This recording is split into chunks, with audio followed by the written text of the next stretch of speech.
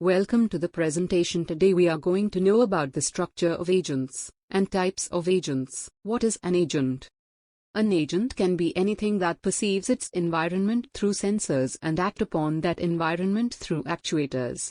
An agent runs in the cycle of perceiving, thinking, and acting. An AI system is composed of an agent and its environment. The agents act in their environment. The environment may contain other agents.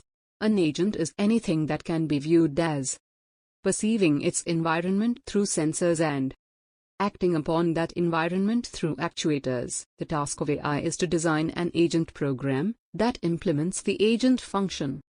The structure of an intelligent agent is a combination of architecture and agent programs, where architecture is machinery that an AI agent executes on. Agent function is used to map a percept to an action using actuators. Agents can be grouped into 5 classes based on their degree of perceived intelligence and capability. These are simple reflex agent, model-based reflex agent, goal-based agents, utility-based agent, learning agent. Simple reflex agents are the simplest agents. These agents take decisions on the basis of the current percepts and ignore the rest of the percept history. These agents only succeed in the fully observable environment.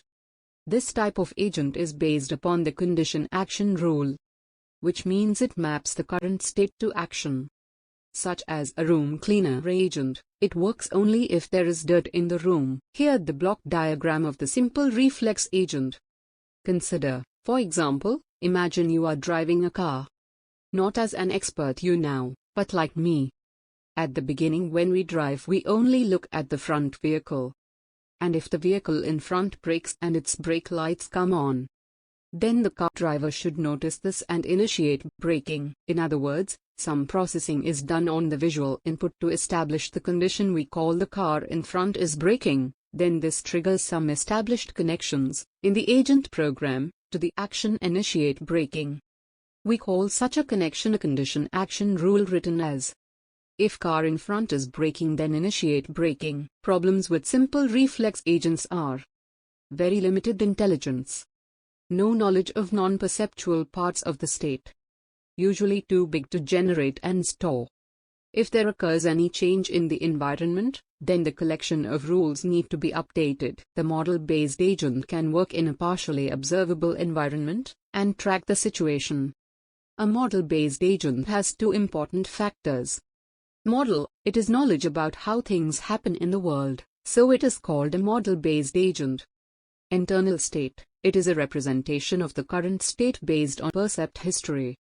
These agents have the model, which is knowledge of the world, and based on the model they perform actions.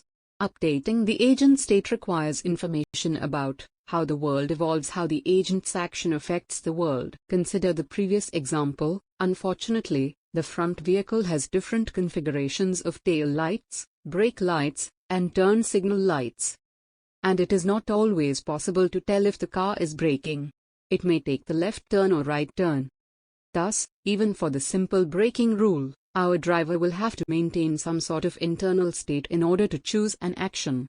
Here, the internal state is not too extensive.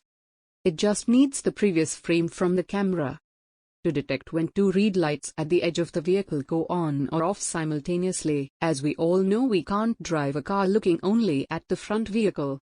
We need to consider the following more obvious case. From time to time, the driver looks in the rear view mirror to check on the locations of nearby vehicles. When the driver is not looking in the mirror, the vehicles in the next lane are invisible, that is, the states in which they are present and absent are indistinguishable. But in order to decide on a lane change maneuver, the driver needs to know whether or not they are there. The problem illustrated by this example arises because the sensors do not provide access to the complete state of the world. In such cases, the agent may need to maintain some internal state, the information in order to distinguish between world states that generate the same perceptual input, but nonetheless are significantly different. Updating this internal state information, as time goes by, requires 2 kinds of knowledge to be encoded in the agent program. First, we need some information about how the world evolves independently of the agent. For example, that an overtaking car generally will be closer behind than it was a moment ago. Second, we need some information about how the agent's own actions affect the world. For example, that when the agent changes lanes to the right, there is a gap, at least temporarily, in the lane it was in before, or that after driving for 5 minutes northbound on the freeway, the goal-based agent focuses only on reaching the goal set, and hence the decision took by the agent is based on how far it is currently from their goal or desired state. Their every action is intended to minimize their distance from the goal. This agent is more flexible, and the agent develops its decision-making skill by choosing the right from the various options available. Knowing about the current state of the environment is not always enough to decide what to do. Consider the previous example of car driving. For example, at a road junction, the car can turn left, right, or go straight. The right decision depends on where the taxi is trying to get to. In other words, as well as a current state description, the agent needs some sort of goal information, which describes situations that are desirable. For example, it is at the passenger's destination. In life, in order to get things done, we set goals for us to achieve. This pushes us to make the right decisions when we need to. A simple example would be the shopping list. Our goal is to pick up everything on that list. This makes it easier to decide if you need to choose between milk and orange juice because you can only afford one. As milk is a goal on our shopping list and the orange juice is not, we chose the milk. So in an intelligent agent, having a set of goals with desirable situations is needed. The agent can use these goals with a set of actions and their predicted outcomes to see which actions achieve our goals. Achieving goals can take one action or many actions. Search and planning are two subfields in AI, devoted to finding sequences of actions to achieve an agent's goals. The agent program can combine this with information about the results of possible actions in order to choose actions that achieve the goal. Sometimes this will be simple, when goal satisfaction results immediately from a single action. Sometimes, it will be more tricky, when the agent has to consider long sequences of twists and turns to find such a way to achieve the goal. Just having goals isn't good enough because often we may have several actions, which all satisfy our goal, so we need some way of working out the most efficient one. A utility function maps each state, after each action, to a real number, which describes the associated degree of happiness, goodness, success, representing how efficiently each action achieves the goal. This is useful when we either have many actions all solving the same goal or when we have many goals that can be satisfied, and we need to choose an action to perform. They choose actions based on preference, utility, for each state. Sometimes achieving the desired goal is not enough. We may look for a quicker, safer, cheaper trip to reach a destination. Agent happiness should be taken into consideration. Utility describes how happy the agent is. Because of the uncertainty in the world, a utility agent chooses the action that maximizes the expected utility. A utility function maps a state into a real number which describes the associated degree of happiness. A learning agent in AI is the type of agent that can learn from its past experiences or it has learning capabilities.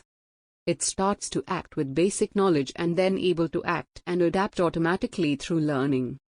A learning agent has mainly 4 conceptual components, which are: the learning element is responsible for improvements. This can make a change to any of the knowledge components in the agents. One way of learning is to observe pairs of successive states in the percept sequence. From this, the agent can learn how the world evolves. Critic. The learning element takes feedback from critic which describes how well the agent is doing with respect to a fixed performance standard. Performance element. It is responsible for selecting external action. Problem generator. This component is responsible for suggesting actions that will lead to new and informative experiences. For example, when you were in school you would do a test and it would be marked. The test is the critic. The teacher would mark the test and see what could be improved and instructs you how to do better next time. The teacher is the learning element and you are the performance element. The last component is the problem generator. The performance generator only suggests actions that it can already do, so we need a way of getting the agent to experience new situations, and this is what the performance generator is for. This way the agent keeps on learning.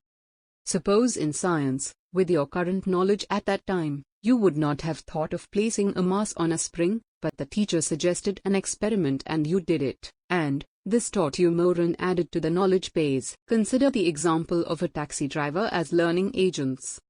The performance element is how it currently drives. Taxi driver makes quick left turn across 3 lanes. Critics observe shocking language by the passenger and other drivers and inform bad action. The learning element tries to modify performance elements for the future. The problem generator suggests experiment out something called brakes on different road conditions, exploration versus exploitation. The learning experience can be costly in the short run. Shocking language from other drivers, less tip or fewer passengers. The block diagram explains the previous concepts.